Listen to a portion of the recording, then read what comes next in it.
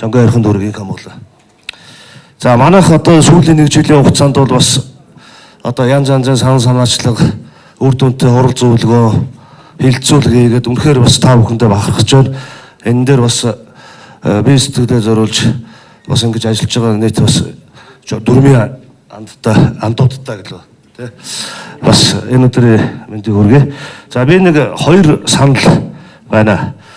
За нэгдүгürt болох тэр энэ ядагдсан тухайн шатны ядагдсан дарга нарыг огцруулах гэдэг дээр бол би бол санал нэгтэй байна. Огцрох нь зүйтэй.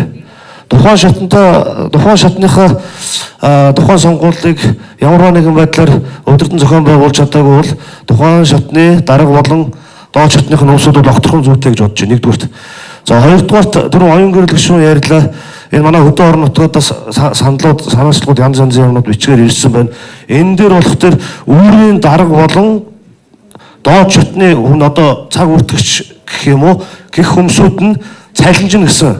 Энэ дээр би бол бүр аюул санал нэгтэй байна. Нэгдүгээр. За хоёрдугаар гэх юм бол тухайн үүрийн дарга болон тухайн тэр үүрийн идэвхтэн одоо цаг үртгэгч юм уу оюун гэрэл гишүүнээ хэлсэнтэй санал нэг тухайн шатныхаа хороодоос шинээр гишүүд ийсүүлсэн тэр гишүүдийнхээ одоо татвар болон бусад зүйлээс тодорхой хэмжээний хуваар цалинжна гэдэгтээ бол бас санал нэгтэй байна. Энийг бол бүр шатн дээр оруулж ирвэл нэгдүгürt намын бас гишүүдийн тоо хүрээ тухайн орон нутагта ажиллаж байгаа намын гишүүдийн идэвх сайжрах, хоёрдугаар гэх юм бол гишүүдийн бас оролцоо нэлээд нэмэгдэх болов уу гэж бодож байна.